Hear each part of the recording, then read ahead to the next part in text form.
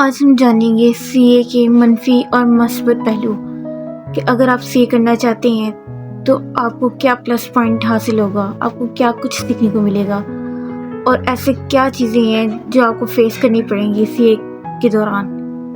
तो इस वीडियो को लाजमी देखिएगा।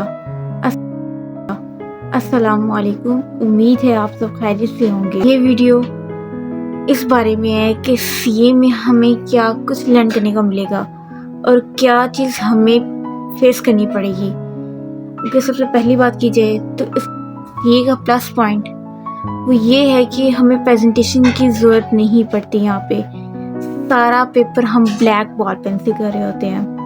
आपको जस्ट ब्लैक मार्कर और ब्लैक बॉल पेन अलाउ होता है।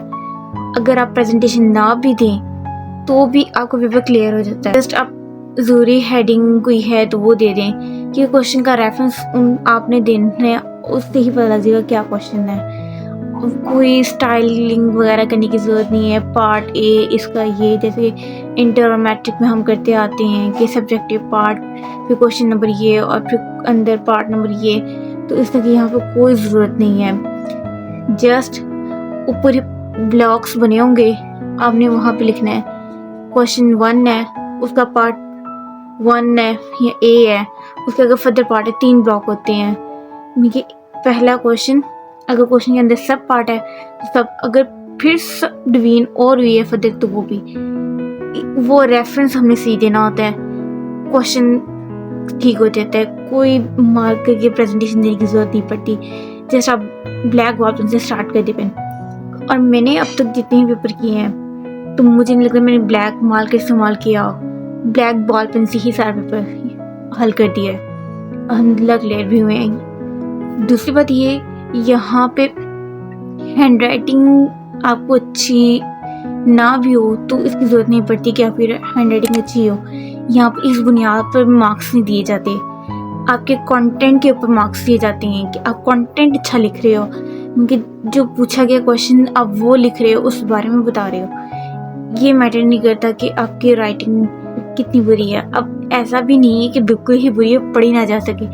ऐसे मुझे जो पढ़ी जा सके, तो इसके लिए प्यारी राइटिंग की ज़रूरत नहीं है कि बहुत ही ज़्यादा टशन करके हम लिख रहे होते, तो उसकी ज़रूरत बिल्कुल ही नहीं है। ब्लैक बॉल पेन के साथ ही सारा पेपर हल हो जाता है। क्वेश्चन का रेफरेंस सही दिया। और तीसरी बात है कि सीए करने के बाद ना ये आपको पहले लेवल पे ही महसूस हो जाता है कि हम जो मैट्रिक इंटर में क्वेश्चन ये सोच के छोड़ देते थे कि ये बहुत लंबा है। मुझे याद है मैट्रिक में भी या उससे पहले भी टीचर्स हमें जो क्वेश्चन होते थे ना मैथ में, जो लंबे वाले थे वो वाले हमें छुड़वा देती थी, जिनकी इतनी बड़ी डिस्क्रिप्शन हो, इनकी उसको इतना पढ़ के। तो हालांकि वो क्वेश्चन बहुत इजी होते हैं, बहुत ज़्यादा इजी होते हैं। और चौथी बात ये है कि हम यहाँ पे क्वेश्चन खुद सॉल्व करने लग जाते हैं। हमें नहीं भी आता लेकिन हम हिम्मत करते हैं, उसको खुद हल करने की कोशिश करते हैं। सबसे ज़्यादा मुश्किल स्टार्ट होता है, हम पहले घबरा रहे होते हैं, लेकिन ऐसा ऐसा ये आदत आपके अंदर डेवलप हो जाती है कि आप हर क्वेश्चन करने लग जाते हो, चाहे इख्तिताम तक ना पहुँच सको लेकिन शुरुआत लाजमी कर लेते हो। हम शुरू में घबराते हैं कि नहीं होगा ये वो, बट नहीं, अब हम इतना वो क्वेश्चन जो है पढ़ के घबराते नहीं है, स्टार्ट कर लेते हैं। अब यही है कि हम प्रैक्टिस करके जाते हैं, क्योंकि उधर कॉन्सेप्ट पूछा होता है और कॉन्सेप्ट की वर्डिंग मैच नहीं कर रही होती, पूछा वही चीज़ें होती हैं, लेकिन हम घबराए नहीं हैं। पेपर स्टार्ट करते हैं, जो समझ आती है हम वो कर देते हैं, क्योंकि यहाँ पे यही है, आपके कॉन्सेप्ट अच्छे हों, जो आप चीज़ें आपको बताई गई हैं आप करना स्टार्ट करें। आप क्वेश्चन करेंगे, कुछ ना कुछ तो ठीक होगा ही। तो ये चीज़ है। और अगर मनफी पहलू की बात की जाए तो 50% वाला बच्चा पास होता है। ये चीज़ एक है कि हम वहाँ पे शुरू में इंटर मैट्रिक में 30% या इससे कम इस तरह की रेशो थी, लेकिन 50% वाला। लेकिन अगर हमारा कॉन्सेप्ट ठीक है और हमने हर क्वेश्चन किया है, तकरीबन ऑलमोस्ट सब पेपर किया है, अगर अब में कोई चीज़ अड़ भी रही थी लेकिन आपको जो चीज़ समझ लगी वो कर दी है और एक क्वेश्चन भी स्टक नहीं हुए, टाइम अच्छे से मैनेज कर लिया। तो हर क्वेश्चन के अंदर अगर 5-10 नंबर का क्वेश्चन है तो 5 नंबर तो ऑलमोस्ट होंगे ही। ये यहाँ पे एक प्लस पॉइंट अगर मैं कहूँ तो ये बात है कि अगर एक स्टेप आपका गलत है तो उसका नंबर कटेगा, नेक्स्ट स्टेप पे कुछ नहीं होगा।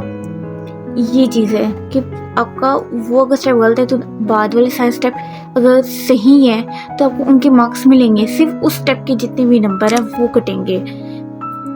ये चीज़ है। या तो कोई ऐसा क्वेश्चन नहीं जिसके अंदर ना वो पहली वैल्यू को समझ नहीं आ रही, मुझे स्टार्ट पे ही समझ नहीं आ रहा कि ये कैसे होगा, कैसे निकलेगा, तो वो वैल्यू एज्यूम करके आप आगे बढ़ जाएं। उस वैल्यू जो एज्यूम की है उसके नंबर कटेंगे उसको सॉल्व करने के। बाकी आपको अगर पेपर सारा क्वेश्चन जो है वो आपको आता है तो उसके मार्क्स आपको मिलेंगे, तो इसलिए परेशान नहीं होना। और सम टाइम जो हमारा CMA का यहाँ पे पेपर होता है तो वो सारा कैलकुलेशन बेस पे होता है, वहाँ भी एक आध गलती हो जाए तो वो कोई मैटर नहीं करता, उसके जस्ट 1-2 नंबर कटेंगे। बाकी अगर सब ठीक होगा तो सब नंबर मिलेंगे और हर स्टेप के नंबर हैं। यहाँ ये चीज़ भी है कि हर बच्चे का मेथड अलग होता है, क्योंकि डिफरेंट टीचर्स होते हैं और डिफरेंट उनकी स्ट्रैटेजी या उनके मेथड्स होते हैं। मेन चीज़ आंसर होता है और वो चीज़ फाइंड कैसे कर रही हैं, ये चीज़। हर एक सर के पास ना कुछ टिप्स एंड ट्रिक्स होते हैं, क्वेश्चन को जल्दी करने के मेथड्स होते हैं डिफरेंट, तो वो आपको सिखाते हैं। अगर आपको टीचर अच्छा मिल गया तो आपके लिए आसान हो जाएगा। और अगर मनफी पहले की बात की जाए तो जैसे कि पहले कहा कि 50% वाला ये है कि वो ही पास होता है, जिसके 50% से अबव मार्क्स होते हैं।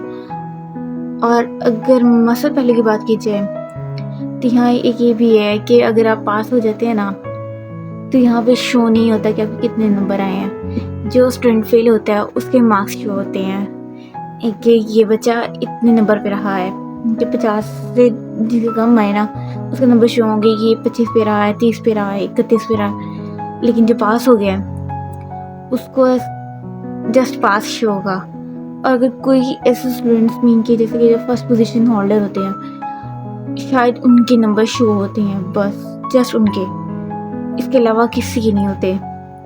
जो पास हो गया वो सिर्फ पास हो गया। अगर मनफी पहले की बात की जाए तो ये कि जो क्वेश्चन का नंबर का रेफरेंस है वो आपको सही दिया होना। अगर वो आपने रेफरेंस गलत दे दिया तो सारा क्वेश्चन गलत। ये मैटर नहीं करता कि आपने कितना सही किया था, कितना वैलिड लिखा था, वो मैटर ही नहीं करता। 0% आपका सारा क्वेश्चन गलत हो जाएगा क्योंकि रेफरेंस ही गलत है। आप जब क्वेश्चन नंबर 4 रहे हैं, पार्ट 1 पूछे हैं, अगर आपने क्वेश्चन नंबर 4 लिखा, पार्ट ना लिखा, यहाँ पे इशू हो जाए। तो ये कि जो रिक्वायरमेंट बताई है आपने उस चीज़ को फोकस करना, ना कि क्वेश्चन। अब क्वेश्चन पढ़ेंगे तो क्वेश्चन के अंदर मुख्तलिफ सवाल आपको लग रहे होंगे, बट रिक्वायरमेंट के ऊपर फोकस करना। आपने अगर गलत रिक्वायरमेंट लिख दी या अगर पूछा कुछ है और आपने बताओ उधर हेडिंग ही कुछ दी है तो वो हेडिंग को दे के ही सारा क्वेश्चन गलत हो जाएगा। बेशक आपने उसके अंदर ठीक लिखा हो, लेकिन जो पूछी एक चीज़ है कि अगर आप प्रॉफिट के बारे में बताओ, लेकिन आप A to Z वो प्रॉफिट क्या है, प्रॉफिट कैसे होता है, प्रॉफिट क्या करेंगे तो होगा, जैसे पूछा उन्होंने जैसे ये हो कि प्रॉफिट क्या है, तो ये मैटर नहीं करता कि ये सारी डिटेल आप लिखें। जस्ट जो पूछा है वो, ये चीज़ हमें फोकस करवाती है कि आपको अपने सब्जेक्ट पे फोकस करना है, क्या चीज़ रिक्वायर की गई है, ये चीज़ है, वरना वो सारा क्वेश्चन कटेगा। होप सो आपके लिए वीडियो मुफीद साबित हो। अल्लाह हाफिज़।